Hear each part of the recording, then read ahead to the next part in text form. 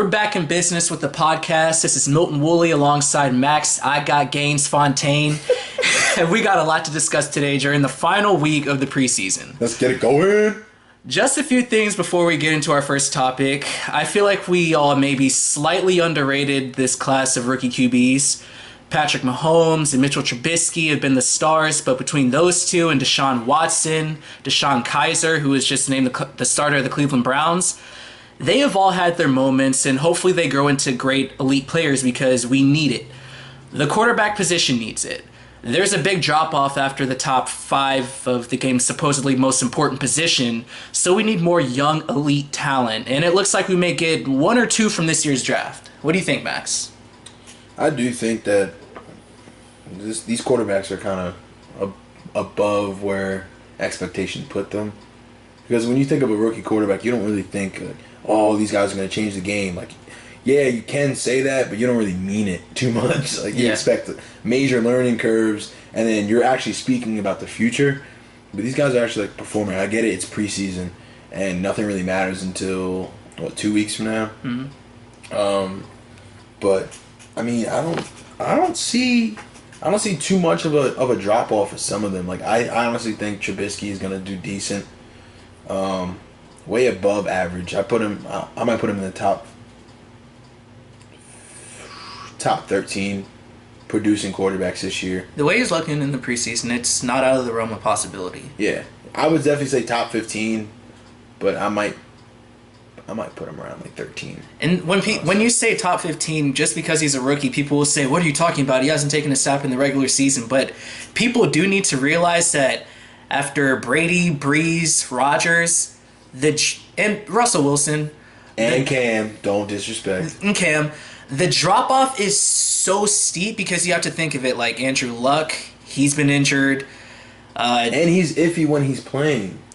If that line is blocking for him, Andrew Luck can be elite. Okay, but the thing is, he's getting years taken off of his career because of that offensive line. Agreed. But then you also have to think guys like Phillip Rivers and Ben Roethlisberger. They're getting older. They're on the back 9 of their career. And even Tom Brady, Drew Brees, they could be phased out within the next 3-4 years. So we need young talent to step up like Marcus Mariota, Jameis Winston, and then this crop of rookie QBs. They definitely need to come in here and add some, spark to, quite frankly, kind of a dearth at quarterback talent that we have right now. Yeah, I agree. Like, look at how that huge wave of quarterbacks came in that are still playing now, or like in the past maybe 4 years are still relevant names, and they've been playing for 10 years or something like that. You know what I'm saying? Mm-hmm. That wave that came in is now getting older, right? So that drop-off is starting to go. Like, people are starting to retire. Like, someone's spaced out. Look at Colin. Yeah, Colin. RG3. No, not even that. No, before them. Okay, so like you're talking about when like Peyton went in and all that. Peyton, Eli. Tom, Eli, when Phillip Rivers was going in, Drew, like that wave, right? When Drew Bledsoe was still, like, you were still talking about Vinny Testaverde going from team to team being the greatest backup of all time. You're like stuff like that. Like, that wave of quarterbacks from 10 years ago is now fizzling out. Mm-hmm. This wave of quarterbacks, and I think it started with Colin. He started the new wave, like that year he was drafted. Cam, he started it. RG3 was he should have panned out, but he didn't. Yeah, he had the one good year. Russell, he also signifies like that big wave, like, and that wave is still increasing. You know what I'm saying? Because the older guys are dropping off, and it has to pick back up at some point.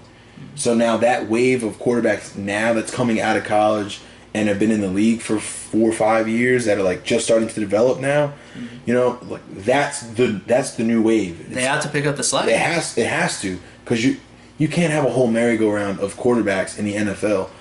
People have to start panning out. You know what I'm saying? And I honestly think Russell's not dropping off at all. Mm-mm. Cam is only going up because they're starting to draft better and they're starting to retain players better. Okay. And I honestly do think that they're going to start retaining players better.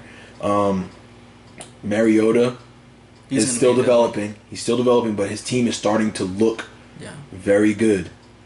And I really don't want to say it, but what's my man's name from the Tampa Bay Buccaneers? Jameis Winston. James. Why did I wanted to say Freeman so bad? Josh Freeman, but yeah, I don't believe in. I don't know why I wanted to say Josh Freeman, but yeah. The few times I've seen Jameis Winston play, it's easy to see why people get excited about him, but I don't like his turnovers.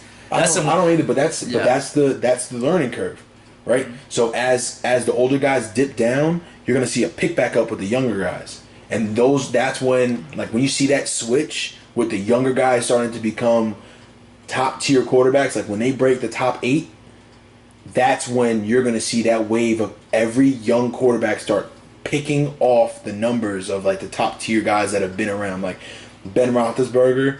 I don't think his stats are going to fall off this year. His efficiency may spike up. His production will drop off. Okay. If that makes sense.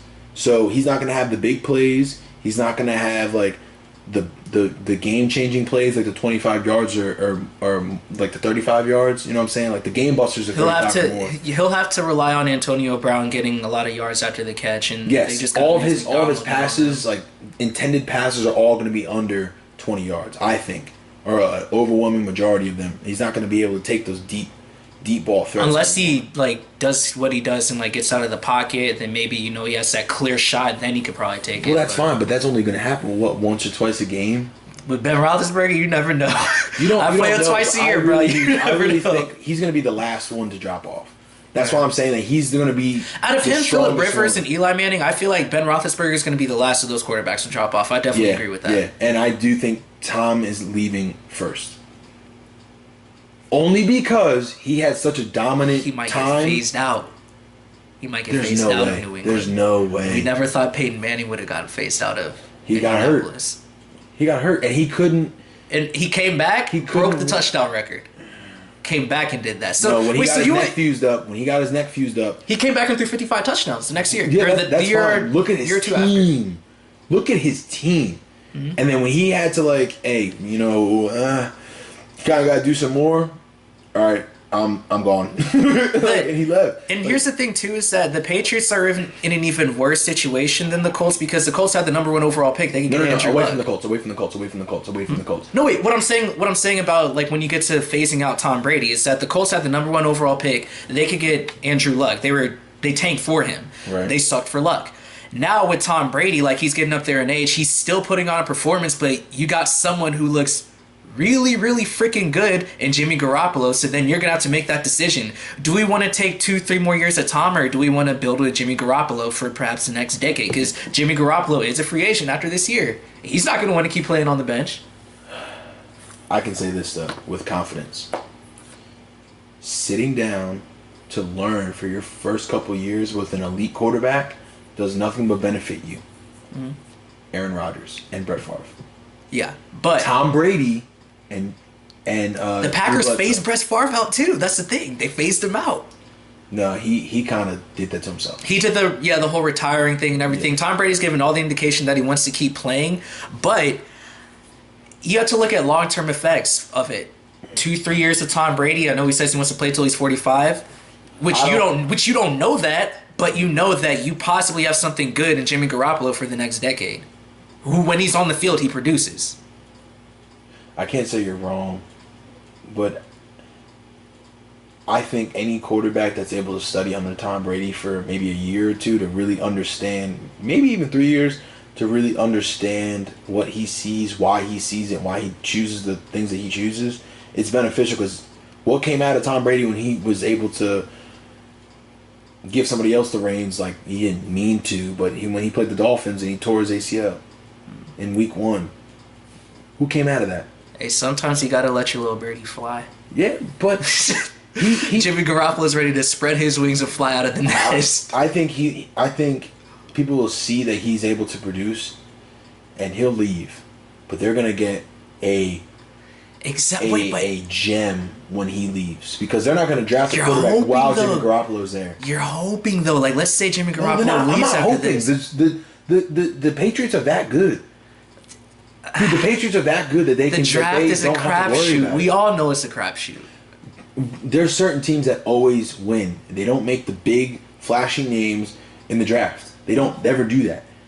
Yeah, and the one thing that the Patriots have going for them is that their system is foolproof. Anyone can go in there and play well. Damn near foolproof. You got LeGarrette Blount. He went to how many different colleges, and all of a sudden he goes to the Patriots, and he is like your number one run. Like he led the league in touchdown rushes. As far as this quarterback topic goes, I don't want to spend too long on it, but I do think this next crop of rookie quarterbacks, not even rookie, but just young quarterbacks, I think. Going in, we thought, like a few years ago, we said, Cam, Andrew Luck, RG3, they're going to be, the faces of the quarterback position. But going forward now, just going into this year, I think those faces are going to be Derek Carr, Dak Prescott. I think those are going to be the two guys that you really see are going to be like the headliners of the quarterback position once, the older guys get phased out. No way. Yeah. No, because even if you still have, all right, you still have the babies, which are the rookies, and everybody under 3 years, in my opinion. If you're under 3 years, you're considered a baby. So Dak's in that, but what? That's where they are. You always praise the babies. The babies are the cutest things of all time. Like, you see a baby, you want to pinch its cheeks until they just rip off its face. You know what I'm saying? But these babies are going through puberty a lot faster than the other ones have. But now you have puberty people, right? Now you have those guys that are like awkward, like this team, it's you didn't really perform too well as an infant or like the first 3 years, and then you have the 5-year mark where people's contracts are starting to get up, people's contracts are starting to look for extensions or get brand new contracts. That's when you start seeing those guys either re-sign with their teams and get expectations like shot through the roof, or they just trade or get let go. You know what I'm saying?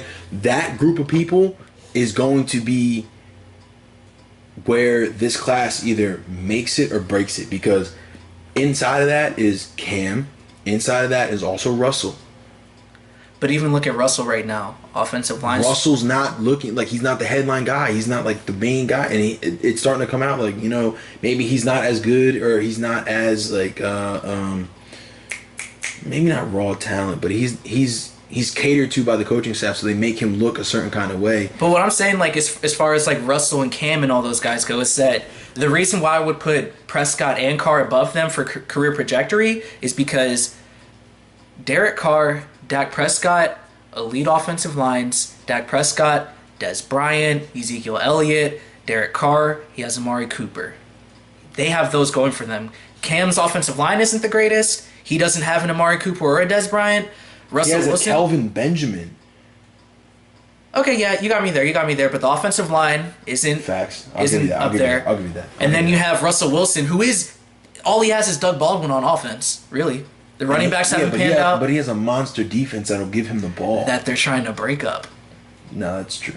But for the time being, like if you take a snapshot of today and you take away all the guys that have been here for more than 9 years, because you're considered an elite quarterback in this league if you're here for more than 9 years. There's no way that you're making it still as a starter, and if you're not top tier level, okay? Mm. So now everybody under that, take a snapshot of those guys today. Who do you want on your team to win a game?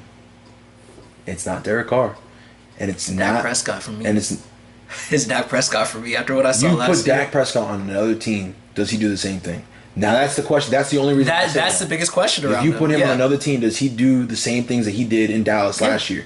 Now you can say, Derek Carr and Dak Prescott are the faces of this, right? Like they were, oh my god, blah blah blah. They're still common denominator offensive line. Just saying. Yes, that's fine. That's fine, and they have somewhat good defenses that are up and coming, and they also have older guys around them, right, to help them mature. But now you're saying they're the faces of this because of the projections. You don't win a game on projections. You don't sign off on a deal solely based on what somebody told you about a projection.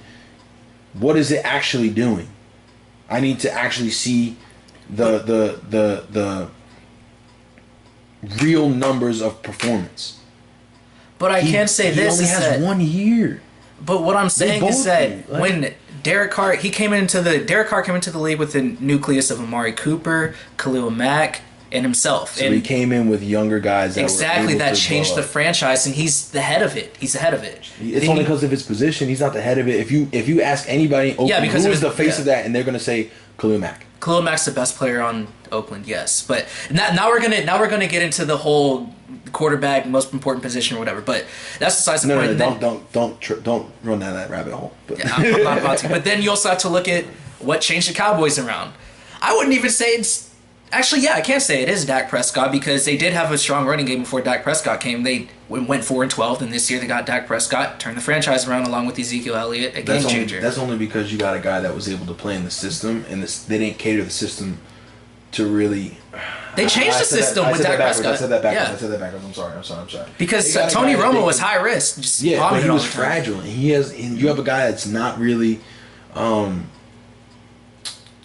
Super reliable in terms of making the bigger plays all the time, always putting you in positions to benefit the team.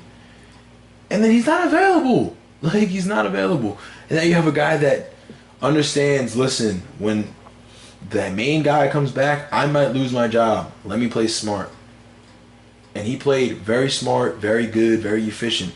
And they changed the offense to cater to what he has to do to put him in those positions. So, it's not. I don't want to say Dak is not good because he's very, very good, but he wouldn't be able to be successful in a system that Tony Romo actually played in my opinion. Throwing the ball 40 times a game is not. I see them making. We're gonna find out the next few Absolutely not. We're about to find out these upcoming weeks because they're gonna be without Zeke now. Yeah. And so now you have to throw the ball. We'll have to see. Now it's Jerry's all right, cool. And we already did this. We're counting them as 2-4. You said what, 3-3? Yeah, I have them at 3-3. I have them at 2-4. We did this a couple weeks ago. Yeah. I really think that they have to say, all right, we have to go back to the offense that had Tony, throwing the ball a lot so we can be competitive because we can't. So hopefully for Dak, he can do it. Hopefully he can do it. Chemistry with Dez is good. Jason Witten, hopefully he has some more legs up under him. I'm just saying, hopefully. All right, we're gonna move on to our first top. I guess it's gonna be the second topic since we kind of talked anyway. So probably one of the worst feelings in life is the feeling of underachievement. Underachievement turns potential star college or pro athletes into high school coaches. Underachievement is why your chemistry teacher isn't a part of some large science corporation. Shout out Walter White. Underachievement is why one of the most respected organizations in football, the Pittsburgh Steelers, is 3-3 in the playoffs since they lost to the Green Bay Packers in the Super Bowl in 2010. What do they do to address their underachieving? They sign more underachievers. Joe Haden, former first-round pick, came on strong in his first few years. Last year, he gave up a league-high 6 touchdowns. Fluke? Let's see. I don't think so. This preseason, Joe Haden allows a passer rating of 104.6. Underachiever. Max, what are your thoughts on Joe Haden going to the Steelers? I think it's a big pickup.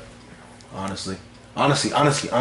Because you can have a guy like him be pissed off who hasn't really done much and has to prove something on a team that doesn't have a secondary. He can only look really good. If I get a 3-year, $27 million contract making $9 million a year, I don't feel like I have to prove anything. I'm living off of $9 million a year. Yeah, NFL can cut you. That is true. And what's actually guaranteed on his contract? I haven't looked it up, but yeah, that was another thing I was gonna say. So what? After year 1, you get all your guaranteed money. Now you're working on production. I have to produce now, so I'm banking on that. All right, I get. Literally 40% of maybe 40% of NFL contracts are guaranteed or less. This is something that I get annoyed with whenever anyone gets a big name veteran free agent pickup is, this veteran is hungry. He's going to magically overcome his injuries. He's going to play pissed off with a chip on his shoulder. Okay, you could be, how many undrafted rookies? Tom Brady's still pissed off. And he's considered the greatest quarterback ever right now. It doesn't matter whether you're pissed off or not. And the excuse that Joe Haden's been getting is that he plays for the Browns and he's been banged up. Okay, what does that change? You're not going to get any healthier. as you go on, what, all of a sudden that he signed with the Pittsburgh Steelers, he's automatically healthy now? No, you're getting more tread on the tires. You're going into one of the worst secondaries in the league, and you were one of the worst cornerbacks in the league last year too. So, all in all, you understand that he's going to be the number one corner on that team. Okay, you think that scares me as a Ravens fan? Nope. We've been eating him up twice a year last year. He gave up 6 touchdowns last year. The dude's over the hill. Sometimes, not everybody has the Peyton Manning gene in them where you can have 4 neck surgeries and come back and have a record-breaking year. If most of the time you have to go on career trajectory. Joe Haden's older, slower, more banged up, and he was just coming off of one of the worst years in his career. And he just came back from an injury. Yeah, but not only that. They just signed him, right, during this preseason. When he's been on the field this preseason, he hasn't been any better. Man, you gotta give it to him. Like, so it's just like having another over the hill Ike Taylor. Maybe he got good veteran leadership. He can point out the younger guys in the secondary. They have this guy Ross Cockrell. I really like him, but he's not one of the best. But I feel like he's going to be up and coming. But if you're relying on Joe Haden to be your number one, you do know who he's playing his first week? September. The Browns. 10th. The Browns, right? You don't think he's gonna ball out against the Browns? Yeah.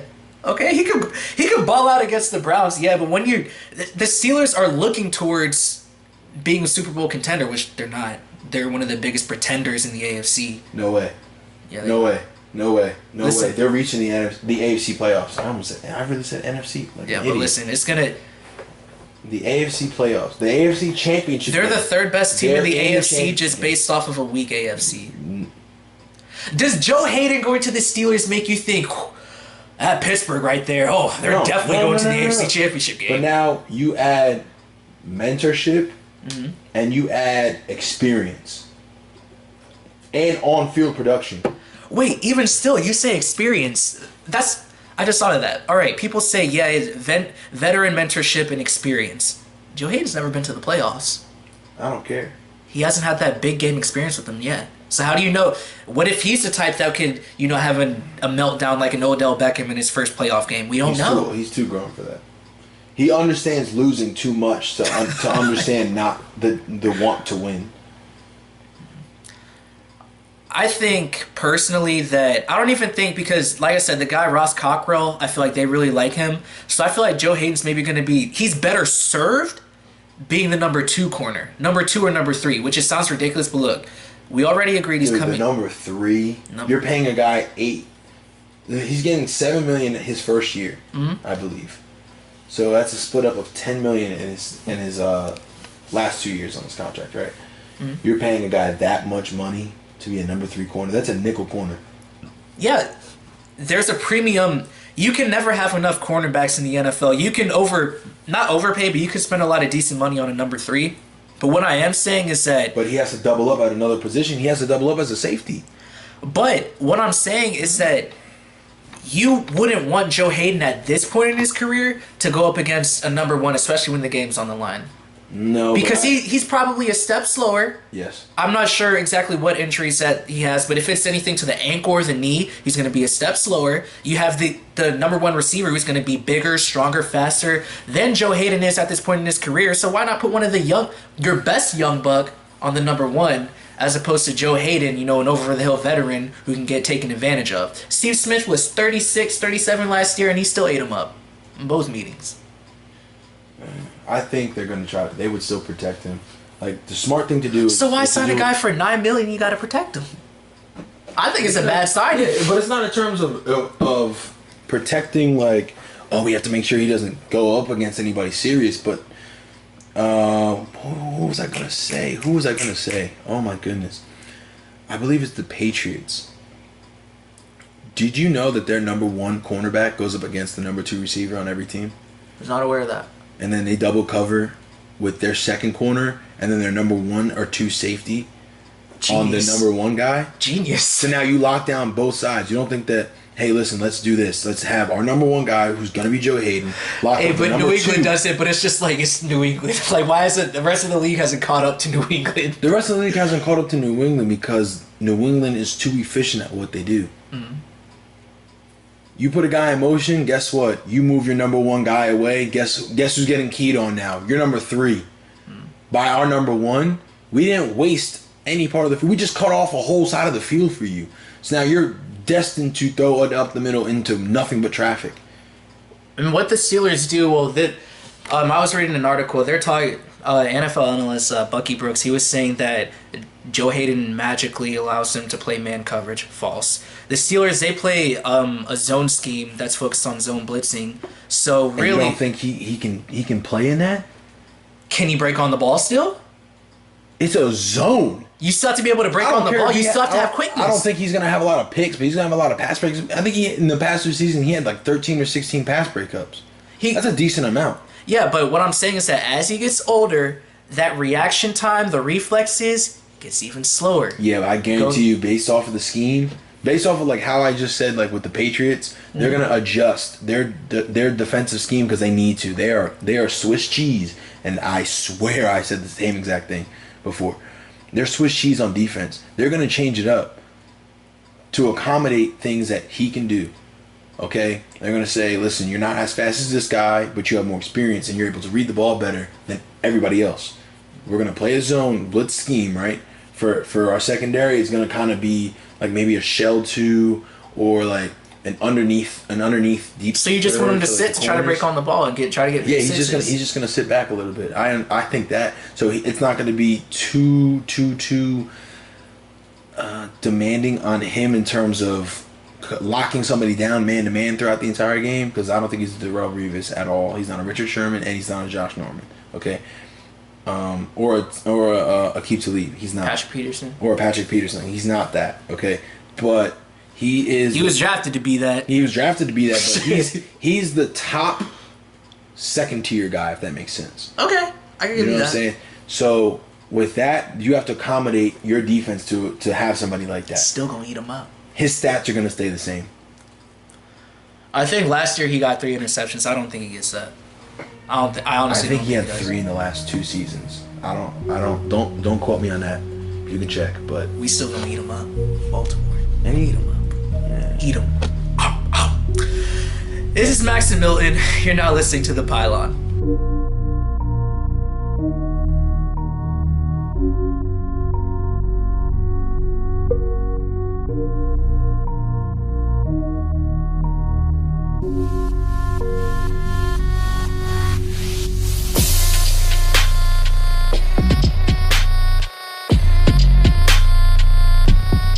Next topic is about Cowboys running back Ezekiel Elliott.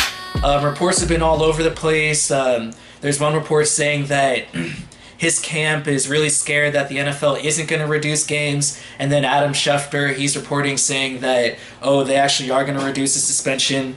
Whether or not it happens, Max, do you think Ezekiel Elliott deserves to get games knocked off? No. And not at all. Not at all. Not at all. Not at all. Because it's the simple fact of the rule. The rule. What does the rule say? Domestic abuse is 6 games. The first time, yeah. It's cut and dry. Either you did it or you didn't do it. If you reduce games, all that shows is that we didn't really do our job too well, so now we can't penalize you for us not doing our job. Did you do it or not? Because if you say no, then you take all the games away, and you're able to play week 1. If you didn't do it, therefore you don't fall into the rule. You can play. If you did do it, guess what? You're slapped with a 6-game suspension. It's cut and dry. So you're saying if he does get games knocked off, it needs to go from 6-0, not 6-3, yes. 6-4? Yes. It's all or nothing. You can't say, I punched her in the face, but I didn't really punch her in the face. What? Oh, you're right. You get 4 games. Did you punch her in the face? Yes. So you get 6 games, dude. It's that simple. Did you pull Shawty's shirt down on video? Yes. Oh, but only 1 boob came out, so you get 4 games. What? All right, we're gonna try to keep this as real as possible, as real but as clean. All right. So does Zeke deserve to get games knocked off? No. If this actual suspension is just for the domestic violence incident, if it's just for that, and he actually did hit her, which I'm going to get to that in a minute, then yes, if he actually hit her, he deserves to get 6 games. But here's what messes this whole thing up with me is that they don't even know if he hit her or not. Because look, The police didn't arrest him for it. There are text messages of him trying to set the dude up. He even told her, I'm white, you're black, which is an actual thing, by the way. If y'all don't even know, it's an actual thing. We all live it. Anyway, so now maybe if you include where he pulled the girl's boob out or whatever, then yeah, you could put the games on. But the fact the NFL, if we're just looking at it from the domestic violence aspect of it, how can the NFL find evidence that Zeke fought this girl, Kimbo sliced her, and the police? How could they find evidence? Because it's just a he said, she said thing. And then this even proves the hierarchy of even... God, y'all about to... The channel's about to get shut down, but this even proves the hierarchy of a white girl's word versus a black man's word. Listen, this... No, you're laughing, but it's like true. This world is set up for a black man's failure. It is not proven that Zeke hit her. She could have squeezed her. She could have got her friend to squeeze her or slap her or anything like that. We don't know if it's Zeke or not. She just has pictures that said, he hit me. Little girl who cried wolf. That's all it is. Talking about something, And they even have the text message. Zeke, you're black. You have a square head. You got big lips. I'm little and white. Who are they gonna believe? Please stop. Enough. That's like the worst feeling ever as a black man. Enough. And then he's not getting the benefit of the doubt. They say we're gonna slap you with 6 games right now, even though we can't prove you beat her up. But she said you beat her up. So we're gonna take her word, not yours. Oh, that was funny. You said he Kimbo sliced her. Kimbo sliced her, Ocho synchroed her, Ray Rice, the whole bunch. Oh, Jesus. Just ask her. She'll say he did anything. I'm glad you brought them up. They all got suspended. They all got suspended. You left out Greg Hardy, though. But it's alright. Yeah, but it's just the thing. I don't like this whole he said, she said thing. This proves even... Alright, so... Did Dez get suspended, too, for something like this? I don't think he got suspended. I think the thing coming out was that like his mom was a prostitute and like he beat up his mom or something like that. Yeah. Cowboys have a whole bunch of trouble people. Man, what did I say before? I'm so glad we started recording our conversations, man. We can just go back and just start seeing everything. Zeke is Ray Rice flip-flopped. This whole Ezekiel Elliott. Here's how it is. Because before people even gave a crap that Ray Rice hit his fiance, the NFL made it clear they didn't care either. Why? Because they gave him 2 games. They say, you know what? Oh, okay. And they said, we didn't have the video. We swore up and down we didn't have the video. Video comes out. Oh, that's just horrendous. Even though I heard that he clocked the girl, just the fact that I saw him do it on video, we need to suspend him indefinitely. Oh, the Ravens, that doesn't... Even though we hired a murderer, an alleged murderer, this just takes the cake. We're going to release Ray Rice. Now the NFL is trying to prove that they care about this, even though they don't know. They're jumping the gun. Hey, you know what? This white girl looks scared, terrified as crap. You see all these bruises, and we don't know where they came from. And even though we have the text message proof that she's trying to set my squarehead dude up, we're still going to take his word over his. Zeke, you're going to have to sit out these 6 games. This is even worse on the NFL than it is Zeke, honestly. Yeah, I think this does look really bad. Yeah, and all the feminists out there are going to be like, yeah, the NFL finally got it right, blah, blah, blah. It's like, where's your proof? If you're saying this about when Ray Rice got suspended, then yes, I completely wholeheartedly agree, but there is no proof of this. She's not making a good case for herself. So how do you think Okay, there's public pressure nowadays because we live in such a PC culture where everyone's feelings have to be accounted for, especially women, which, by the way, if any woman's going through domestic abuse, you need to go at least put the proof out there and, go get that dude locked up or whatever. But we live in such a PC culture now where, we automatically have to jump towards a woman's accusations and not even look at it full force. And this is the clearest example of it. Yeah, I'm not. So if the girl's lying, she ain't the victim. Zeke's being victimized. For real? It's kind of sad. If it's just off of this separate incident. Now, he's messed up. He deserves to get suspended for pulling out the girl's boob at St. Patrick's Day. That deserves 6 games in my opinion. But if he's getting suspended just based off of this, it's not justified. And you can't do anything about it. And the players can't do anything about it because they gave Roger Goodell that power. Yeah. Alright, I know I was laughing before, but this is still kind of a serious thing. I don't think it's funny when a guy puts his hands on a woman. I really don't. You know this. I don't play with that. I don't think she's making a good case for herself, and I'm not gonna sit here and say you believe she's telling the truth or not. I don't think she is telling the truth, man. I really don't, because there's evidence showing that she is not the most truthful person in this situation. In the court of law, if you put somebody on the stand, right, and you're able to discredit them one time on something that they lied about, that witness or person that's on the stand is immediately discredited and called invalid, and you can't use them anymore. Why is it that she can do these things and not have valid evidence and be caught in lies and it still be held against Zeke in terms of a suspension? Now, I'm not saying that they should shorten it, so I'm saying he needs to be suspended for 6 games until you are proven innocent, right? And only this kind of incident. Wait, but you're saying proven innocent, but I thought in the American legal system you're innocent until proven guilty. Yeah, this is sports, man. They run backwards. In every other country, it's you're guilty until proven innocent. In sports, so the NFL is in sports, no, not the NFL. In sports, period, you hit your wife, girlfriend, woman in general, you are done until you are proven innocent.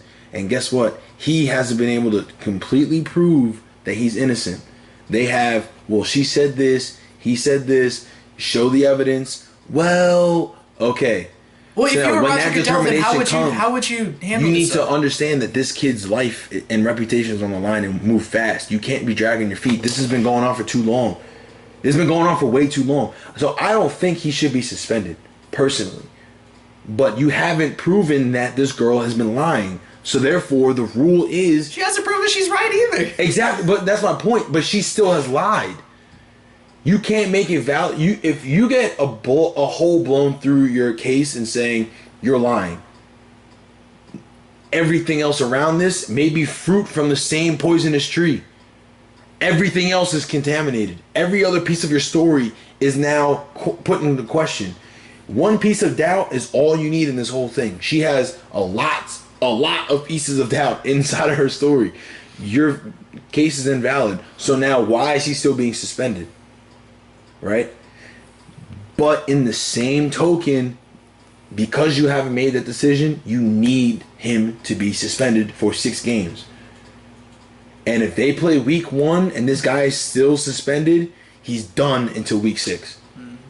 I don't care if it comes out she was lying. It already started. It already started. And you have to stand by it now.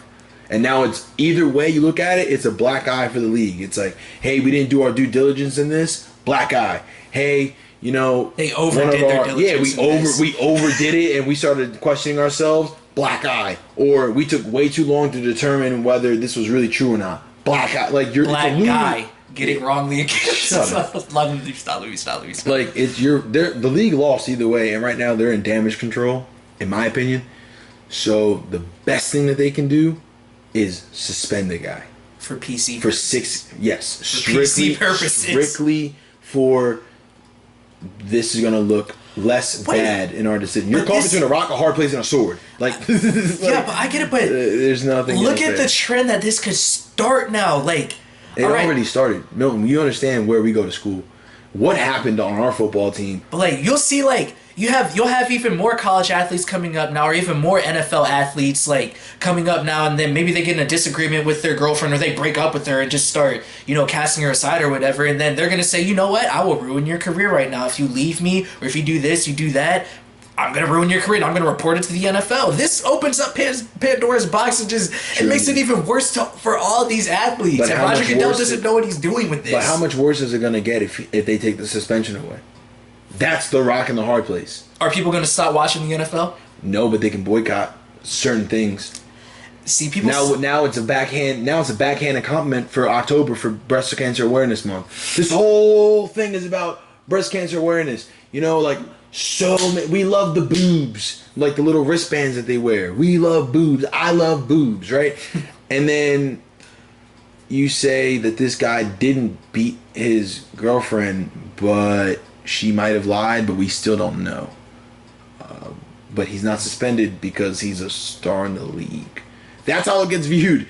Exactly like how I said it. Very slow, but very even questionable. still, is this actually going to damage Zeke's reputation? If he gets suspended, yes. Yeah. Well, and if he doesn't get suspended, black eye for the league.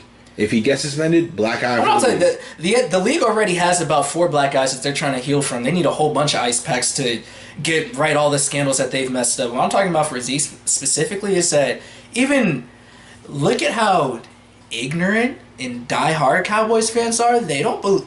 I mean, I'm not a Cowboy fan. I personally don't believe he did it, but you think Cowboys fans? They definitely don't believe it happened. I don't think he did either, honestly. You gotta see all those, even the chicken heads in Dallas and Texas and all that. They're not gonna care whether he did it or not.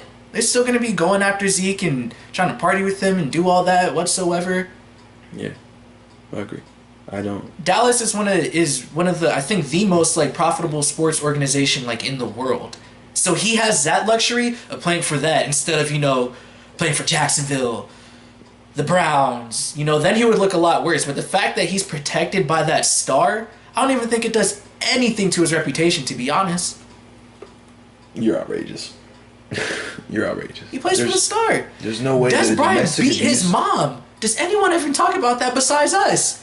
Because we like playing people. Our whole entire friend group likes playing people. So yeah, we'll bring up Des Bryant beat his mom. His mom used to be a prostitute. But no one in Dallas is bringing that up. No one.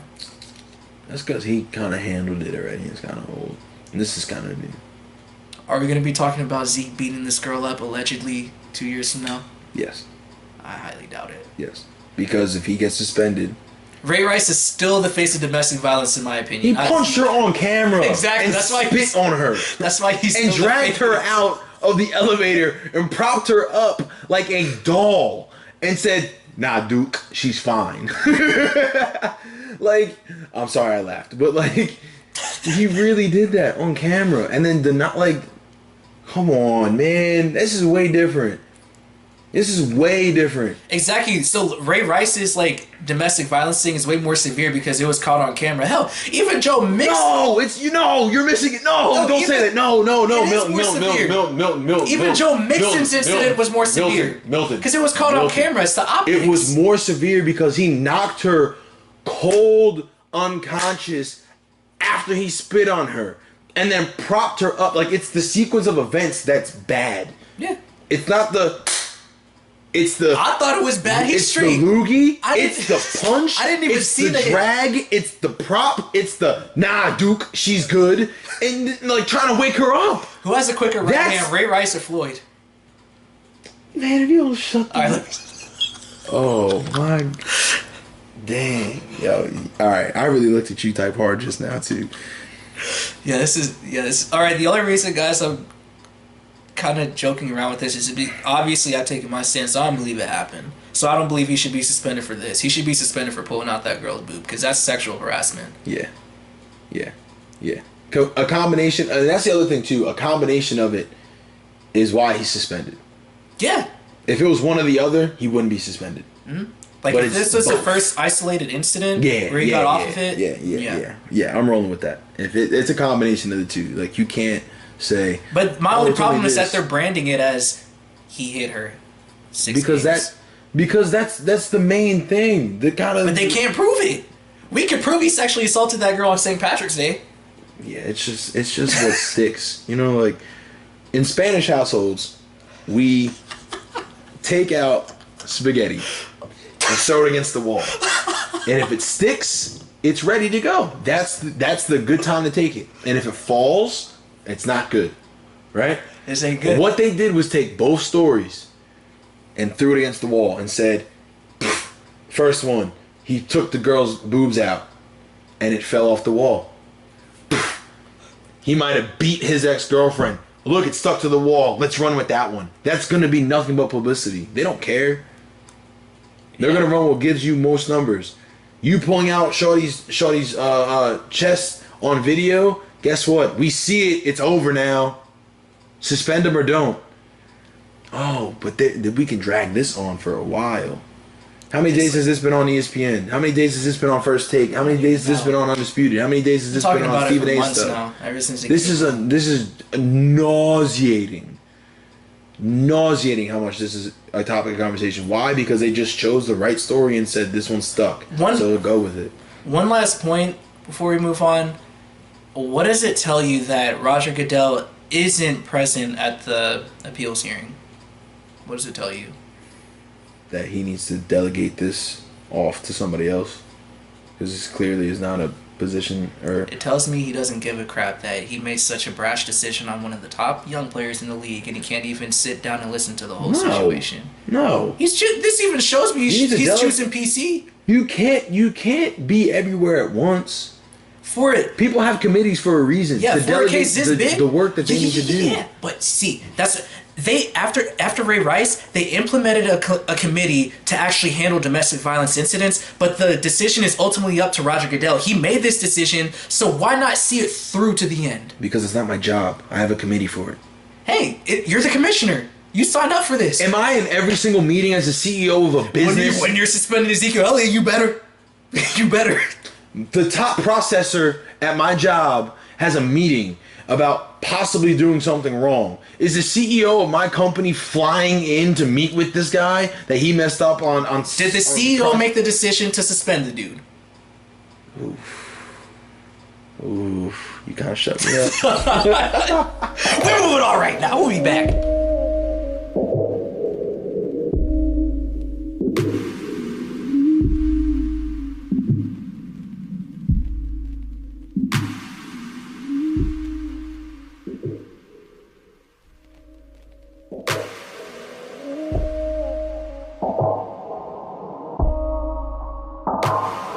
Alright, so up next, our next topic. Matthew Stafford is now the highest paid quarterback in the NFL. We all just went out, I think, last week to try to buy that Mega Millions, because that mess was at like $700 million. So, I was like, why not try to play my hand on it? But we didn't win. But do you remember the last really big one? How much was it? I don't know. I got how many the Mega Ball thing, the Powerball? Mm-hmm. I missed the Powerball and won. No, I actually got everything except for the Powerball. Damn. Right? Do you know why I'm still sitting here? Why? Because my girl didn't buy the ticket. Oh. And I text her, and you can go in my text thread and see the numbers that I picked, and she didn't buy the ticket. And I called her up because I wasn't with her. Like when they actually were drawing the things, and my dad called me. My mom called me, but my dad was in the background. He was like, "Oh, the numbers, blah blah blah blah." I was like, "Oh, so what's going on?" And he told me the numbers, and I freaked out. I was like, "Oh my god, I gotta go." They're like, "What's up?" I was like, "I just won so much money. I just missed the Powerball." Da da da da. Because you still get a huge payout. Like if you get a certain amount of numbers, I think you need like four numbers is certain payout, 5 numbers is certain payout, and then a combination if you have the Mega Ball is a certain payout too. And I had everything but the Mega Ball. Yeah. And I called her, and she was like crying. And I was like, "Yo, like you were so excited, we won too! Like yes, we won!" And she's like, "I didn't buy your ticket." And I said, What do you mean you didn't buy my ticket? I gave you money to go buy the ticket." And she said, I forgot and didn't go buy the ticket. I'm sorry. That's why I'm crying. For Ray Rice? No. No. But I was really blown. And I was like, damn. So now every time I see the Mega Millions, I just really don't like the Mega Millions. Because I would be having so much money right now. It's just, you know how much, oh my God, I have like at least 2 businesses going. At least 2 businesses. If I make another like wrong, I guess, joke towards domestic violence, please cut off the camera and choke me. Yeah. For the rest of this podcast. No, let's leave it on, because that might sound really cool. Like, just All right, well, Matthew Stafford got the NFL's Powerball. God dang it. He's the highest paid quarterback. Max, what do you think about it? Does he deserve it, yes or no? No, I don't agree with that. Because he hasn't performed. He hasn't performed to get that much money. He has not performed to get that much money. I get it. He's like your franchise guy. You have nothing else to do, but you put yourself in a really bad spot because you have no other choices, and you showed him you have no other choices, and he pulled your card and told you, what else are you going to do other than pay me money? And you don't have anything else. Like now what? You have nothing else. You have to sign him and hope and pray that somebody's going to say, I like him as a quarterback and I'll come. So if you... Because you're into real estate, so I'm trying to tie this into real estate. Yeah, guys, if you guys have a house to sell, let me know. If you guys need a house to sell, I still got you. I'm a nice little wholesaler too, you know what I'm saying? It's a nice couple grand I can put in my pocket. Thank you. Little fees. All right, but let's say, I don't know, let's just say something's in demand. Like, let's say you just need a house to, like, live in right now, but your landlord raises the rent, but you're in a nice neighborhood that you want. You don't want to go anywhere else. Like, the neighborhood, the house, like, gives you everything you want. Are you going to be willing to pay more rent to keep it? Absolutely. Or are you... All right, so you don't want to downgrade, right? No. Why the hell would you downgrade? If you have everything else that you like, why would you downgrade? Matthew Stafford. No. I'm approaching this from the other way. I'm not approaching this from Matthew Stafford's way. He won. He's the man. And his... No, I'm talking about the Lions dealing with him, yes. The Lions dealing... So you're gonna... Let's say you're in a nice two-story house, right? You're in a nice two-story house. You either have the option to pay what that two-story house is worth in today's market, or downgrade to a crappy one-bedroom apartment. What are you gonna do? I stick with the two.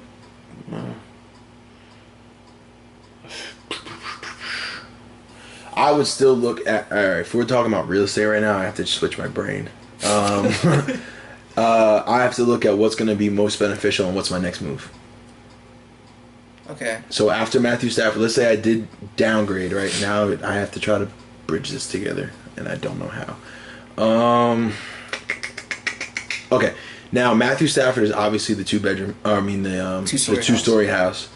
And then your crappy one-bedroom is free agent, whoever that could be.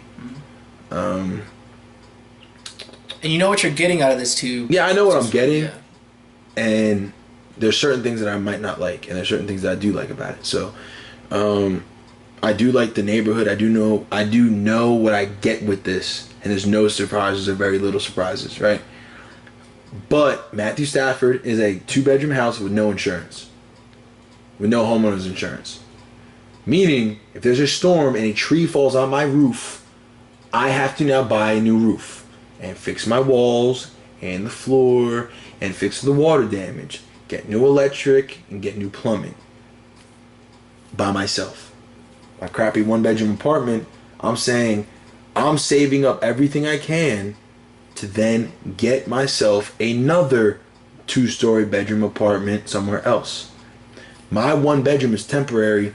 My two bedroom can be permanent. For good or for worse. Two-story. My 2-story. My bad. It's all about the next move. Where am I gonna go from here?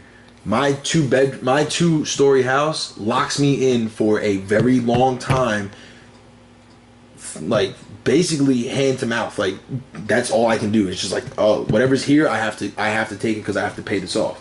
My 1-bedroom apartment is gonna say, I'm setting up and loading up to make a huge move later on. So if I know that this is going to be a temporary fix and like this is something I can do, I'm going with the 1-bedroom. See, you're making sense, but the thing is that let's say you're already not winning. You're already a mediocre team. Hold on. But you also, I didn't even introduce this next dynamic of it. Is that you have the 2-story house because why? You have kids. Sports fans are kids. You have to satisfy them, make them happy. Let's say you have 3-4 kids. Right yeah, no, you don't want to go to that 1-bedroom apartment with 3-4 kids. No, you want to try to still keep up with the 2-story house because you have demanding kids. Listen, let me tell you something right now. Are your kids still going to be your kids in a year from now? Yeah. Guess where you're staying? You're going to go to your aunt's house. You're going to go to grandma's house. Because guess what? When you come back, I got you another two-story house. That looks real good. Your fans are still gonna be your fans. That's true. You're already a mediocre team, subpar team as it is. You losing an extra 4 games a year to just get a huge big name guy from the draft, and you know everybody's gonna come right back. But even still, they got a big name guy in Ndamukong Suh. He's not even on the team anymore. He's not an offensive player. You can't do that. Okay. You can't do that. You cannot do that. Big name guys only benefit other people when they play offense. Yeah. You only gain fan base if they play offense. Honestly. You solidify your fan base when they play defense, but you don't expand your fan base if they don't play offense. You know? So, do you want to reload or do you want to risk it all and essentially lose the house? Because do you know what a roof costs? How much? About like $12,000 to fix. 12 to 20 grand depending on the house. Damn. You know what the floor costs? A lot of money. It's a lot of money because it depends on what you want. Like if you Matthew Stafford, what they paid him is he has hardwood floors throughout the entire house, heated hardwood floors throughout the entire house, with some really nice plumbing. You're not going to understand the plumbing, so I'm not even going to say it. Yeah. With some high speed cats. You don't know what that is either. Like basically you have Wi-Fi running throughout the house and like sound systems that you can hit in the wall type stuff. Like, you know those little soundboards that we have in the building over there? You know what I'm talking about? Mm-hmm. Right? And you hit the wall and it plays music and it instantly has the speakers throughout the house and you always have Wi-Fi in the house. You know what I'm saying? Like big buildings have that. Sounds like a great house. That sounds dope. Yes. That sounds amazing. All right, I'm not going to lie. I had a job up in New York and we actually built something like that. We actually built a Tesla facility out there. It was really dope. They have that, okay? And Cat 6 is like the best internet connection that you can have in terms of wiring right now. That's outside of the military, okay? That stuff is super, super fast. To put that in your house costs a lot of money. So you have all of these nice fancy faucets and light fixtures and flooring and the crown molding and like all this stuff. That's Matthew Stafford. What does it matter if the house is empty? And then something happens now, you have to fix all of that you just spent, but you can't even afford to have anything else in the house. I get what you're saying. He gets hurt, what happens? Yeah. Look at it. He doesn't perform, now what happens? You had a bad investment. Awful. Before I really get into my point, I'm going to do another analogy. So, you're switching topics, so I understand that I win that one. I'm just letting you know. No, we're getting back to the main topic. I'm just putting in one more analogy. No, I'm just talking about the house one, the contrast between the two, and then relating them to Matthew Stafford. Because you do real estate, Max. I'm not into that. No, but realistically, look, Matthew Stafford is an overpriced guy that does not perform. What's the point of having a nice house when there's nothing in it? When you can have a low price tag guy. I got you. Hold on. All right. You better come through because I'm about to. What's the biggest reason why? What's the biggest fear behind breaking up in a long-term relationship? Being alone and starting over. Exactly. So, hold on. What's the use in going through all that trial and error, figuring out what works and what doesn't, what blah, blah, blah, when you know what you have right now is just completely fine? Is it worth it, dumping all that, a very productive relationship, compared to just going out there and playing the field again and going through the trial and error? And still, you can still be taking a lot of losses, and there's not a set amount of losses that you'll take. The losses could keep on going forever, and it can never measure up to what you had before. Matthew Stafford compared to not Matthew Stafford. So you're gonna say you're gonna take the devil you know rather than the one that you don't. Precisely, because you're okay with the devil you know. You're okay with the vice that you have. I'm okay with the risk. If it means that I could get more money, there's a lot more upside if you risk something like that. I really do think. But upside, see, even when you go through like the draft process, you see all these prospects. Oh, this guy has don't get a draft pick. Get a free agent. No, but you're saying, but it doesn't even always pan out. Sign Colin. It doesn't. It doesn't always pan out. There's upside, yes, but it's just projection. projection versus what you have now, and you're okay with it. You don't win games on promise. You don't win games on...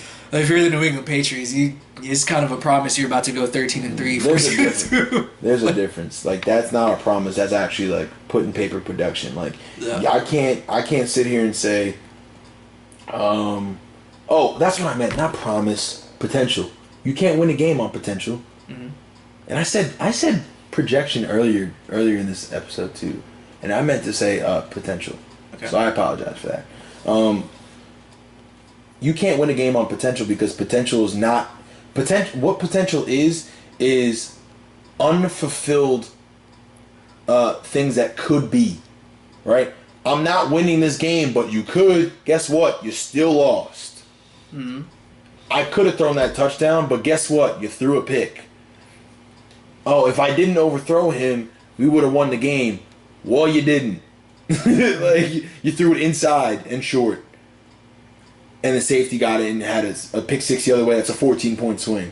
You know what I'm saying? Like, you can't win a game on, oh, he's projected to do pretty good, when track record show his trend is that he's a 500, sub 500 He can't win the big game. But what I will say, all right, I guess I'll just... And he had help. Their team was loaded. Their defensive line was really good a couple years ago. Yeah, it was. And his offense was really good. He had didn't he have Golden Tate? Golden Tate and Calvin Johnson, and you still couldn't do anything and make a lot of noise. You had one good season. Yeah. Nah, dude. I will say this is that, all right, bedroom. My whole point with, it's just like when we signed Joe Flacco. Did Joe Flacco ever at any point in his career deserve to be the highest paid quarterback in the NFL? Hell no. But the market value. Derek Carr, he was the highest paid player in the NFL for 2 weeks. Up until like this deal came. If you go by market value for one, and also two is that without Matthew Stafford this year, you're going potentially 4-12, something like that, and then you're basing your projections on a rookie quarterback who's going to come in. They're not going to do... Matthew Stafford last year threw over 4,000 yards, 24 touchdowns, 10 interceptions. Typically with rookie quarterbacks, you don't get that, typically. When we've seen Matthew Stafford at his peak, 41 touchdowns, 16 interceptions. How long is it going to take for your rookie quarterback after you have a 4-12 season? That's a lot of picks, no. Yeah. That's a pick a game. Yeah. That's a bad investment. But 41 touchdowns? That's a bad investment. 41? Who in the league? All right, fine. Let's just say he didn't throw a pick every game. How many games did he throw multiple? Yeah. Wait, this is going beyond my point. What I'm saying is that you have the devil that you know right now. Plus, you also have to look at the projection of the division. When you're the Lions, the only threat that you have this year is Green Bay. But you're losing. Yeah, I get that. But you can still do what you did last year and slide in as a wild card. And at least, I'm not saying you're going to win a Super Bowl, but at least have a chance to compete for it. You get extra money at the end of the season by playing that wild card game. Now, you have Green Bay, who's going to be the biggest threat, but that kid Trubisky, he's looking really, really well. The Bears aren't going to make the playoffs this year, but you have Trubisky. Let's say he has a great year. You add more talent onto that. Bears are chomping out your bit as the second seed in the NFC North. This goes back to the first topic that we had about the rookie quarterbacks in the upswing. Mm-hmm. Why am I taking... And he falls into the second-tier guys. Like, the top tier, like, the guys that have been here for that long, and then, like, the Cams, and then the Russell Wilson. He falls into that. Like, very... Like, he's close, but, like, he falls into that. Yeah. Now, his projection... His trajectory... Not projection. His trajectory, and when you look back, has never been that good. Looking at the amazing upswing that all the young guys are having, Milton, you're going to tell me that that's not going to be a good trend to try to ride? Matthew Stafford's always had good numbers, but he just doesn't win the big game. Now, that's another thing is that... If you don't win, what's the point? Cam had good numbers. He had great numbers and wasn't winning, and they were like, his guy's a bust. He's not winning games. I get that, but what he's doing is like you have to look at the overall projection that... Matthew Stafford is good enough to get you into a wild card position in the playoffs. What's the point of being the 5th ranked best team? Because you can compete for a Super Bowl. You always stay mid-level. You're not competing for a Super Bowl when you're 4-12 not having a quarterback. If you're really bad, it could be that you are very good eventually. If you're very good, you're very good. If you're middle of the road, you're garbage. You stay middle of the road, because you get middle of the road, you earn middle of the road, you never achieve anything higher than that, but you can always go lower. What is attractive about being middle of the road? Matthew Stafford, overall, is a better quarterback than Joe Flacco. Joe Flacco, as far as I'm concerned, is a slightly above average doofus, and he got on a streak. Sports are all about streaks. If you're feeling it, whatever. Joe Flacco went on a streak, 11 touchdowns, no interceptions. He got to the Super Bowl. I'm just saying... Hold on. He can't even get there. Hold on. The year that we went to the Super Bowl, I'm pretty sure we were a wild card. We just happened to go on a streak. We benefited from at least getting into the playoffs. We backed into the playoffs. I think we lost 4 of our last 5 games. I don't pay attention to you guys, honestly. Yeah, but I'm telling you what happened. We lost 4 of our 5 games, and then we just backed into the playoffs. What I'm saying is that Matthew Stafford, is at least good enough to at least have you contending for a spot in the Super Bowl just off of the fact that he can get you to the wild card. Watch this. You backed into the playoffs, they're facing front, sprinting, barely making the wild card. Like, that's the difference. He shoots himself in the foot, and then when they say, time to ball out, he says, hold on 1 second, sir. I have an extra bullet. Bang! Other foot. And then, now let's run. Are you, I don't want that guy on my team. I don't want his best season. He averaged 1 pick a game. Do you think when I see all these other elite, even young quarterbacks coming up, at Derek Carr, Dak Prescott, when I see them, you think I want Joe Flacco on my team? But no. I know what he can do for me. So you're gonna keep Joe Flacco and make him the highest paid player when you have all these hot trend quarterbacks coming through? As opposed to taking a risk at number 4 overall, number 1 overall. So don't draft Pitt Collins. No, I think this FS1 analyst, Rob Parker, he said that Colin Kaepernick's a better quarterback than Matthew Stafford. Facts. But one of the running backs on the Lions, he quoted it, and he was like, "This dude needs to lay off the weed." Yeah, you're bugging. You're bugging. I mean, he has to say that because he's the running back for the Lions, dude. Yeah, you have to stick up for your quarterback, but I'm not saying Matthew Stafford. How many times? Last point. We're both in agreement that Matthew Stafford shouldn't be the highest paid. Yeah, that was a long explanation for us to say that we agree. Yeah. Keep going. No, he shouldn't, but look at how many deals came out. Should Josh Norman have ever been the highest paid quarterback in the league? No. Should Joe Flacco have been the highest paid player? No. This happens all the time. The market value gets reset every few weeks. Everyone's always the highest paid of something, and no one really deserves it. Hey, you want to know something that's really funny? I thought about this when you brought it up before, and I didn't want to say it. It has to do with real estate. Just bear with me. Okay. Right.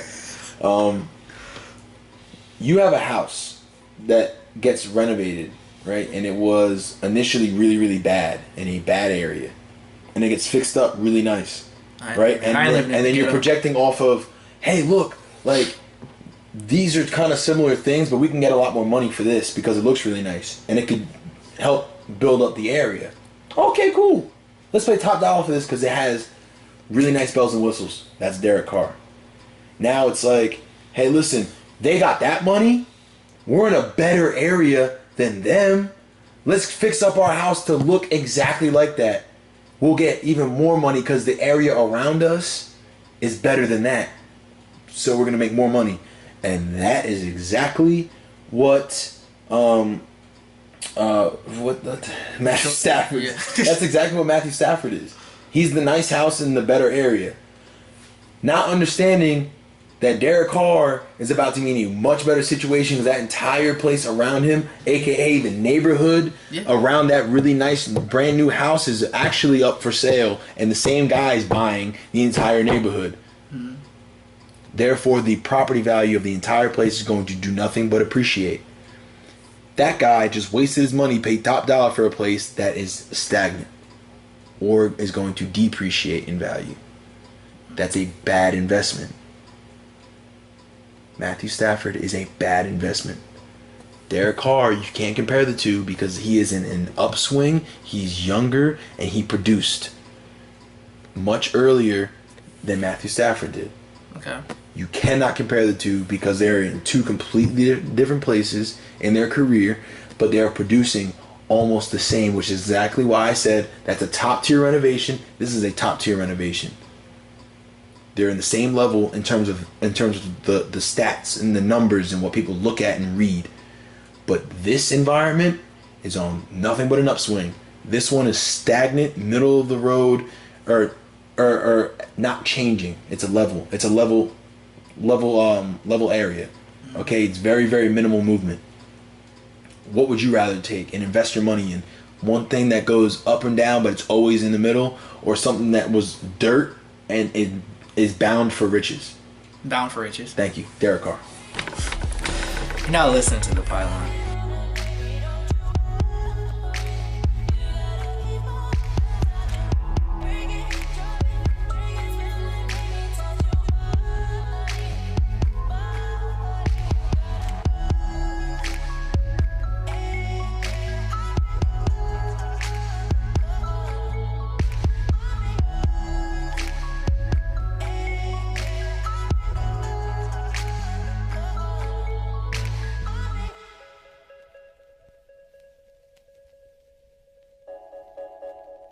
So the Atlanta Falcons surprised a lot of people last year and made it to the ultimate game, the showdown against the New England Patriots in the Super Bowl. And for about a half and some change, they really looked like they were going to blow New England out of the stadium. Obviously, Tom Brady came back with one of the most historic comebacks ever, the most historic comeback ever in Super Bowl history. Max, where do you see the Falcons going from here? Are they still going to be a threat in the NFC next year? I think they're going to eat the curse of the Super Bowl losers. Why? I don't know. Just strictly because it's a curse. There's a curse for a reason. There's a Madden curse. But when you say eat, like, you think they're going to succumb to it and, like, be Yeah, average. I do think. Like, Okay. just that you go that far, play that long, have that much of an emotional high to just be let off the side of the cliff with no parachute. You know, like, it's everybody does it. Carolina did it. Denver Giants had did theirs. it. Yeah, Denver did have theirs. Denver had Giants. theirs. The only team that's immune to that is the Patriots. Really. They're but they don't lose in the Super Bowl though. They get to the Super Bowl, they win. So Yeah. like, it's kind of different. And their bad season because their organization is losing in the second round, which happens sometimes. But like that's their bad season. Okay, I'll take that. But regardless, a lot of teams like I don't know what the exact number is, but for like the last, let's just say 15 years, because that's a pretty good sample size. Because you have some repeat teams in the playoffs. I mean, in the Super Bowl. The losers often drop off, like really bad. Significantly, really yeah. bad. So I have no choice but to say they have to drop off. Like they're not gonna be 14-2. They're not gonna be 13-3. I'm saying they're shooting 8-8, maybe 9-6, or maybe 9-7. My bad. The Atlanta Falcons were the most overrated Super Bowl contender of the past few years because the only reason why people hyped up Atlanta is because it was easy to. One, people automatically buy into offense and they completely disregard the defensive side of the ball, which the Falcons didn't have much of. Vic Beasley, he was a sack leader last year, I'm pretty sure, or up there. If he wasn't, he was up there, top 2, 3. But outside of that, they did not have a defense. What they had is a high-flying offense. And not only that, they went through the NFC playoffs. Every single team they went against was injured. They had key injuries all across the board against every single team they went against. But you gotta sell tickets. Oh, it's very, very easy to sell one of the greatest offenses ever, top 8 offense of all time, I think, against probably the greatest franchise of our modern day generation. Boom, it's easy to sell tickets on that. But when you look at it, New England last year, they went, I think, 14-2. Atlanta went 11-5. And it's not like it was the type of 11-5 where 11-5, yes, it's a good record, but usually teams who are 11-5, maybe 10-6, you see them sort of back into the playoffs. They're not really seen as a threat. No, because every other prominent team of the NFC was injured, they're saying, yeah, even though this team is 11-5, it's easy to sell tickets with this great offense. We're gonna paint them as a dominant team when they all in all, they really weren't. Only one half, actually not one half because special teams plays a key role. 1/3 of their team was dominant. I have nothing to argue about. Like we're in such agreement here that I'm just silent. I see them. I mean, they may get into the playoffs next year, maybe as a lower seed or a wild card, but I don't see them going back to the Super Bowl. They lost Kyle Shanahan. He was a great offensive mind for them. They hired that guy from Alabama, so yeah. In my opinion, Atlanta was underrated from the get-go. And overrated or underrated? Severely overrated. You said under for like 2 seconds. That's why I had to stop for a second. All right, well, that's it for the pylon this week. Max and Milton, we will see you guys next week. Like, subscribe, share, do it all. Get into real estate.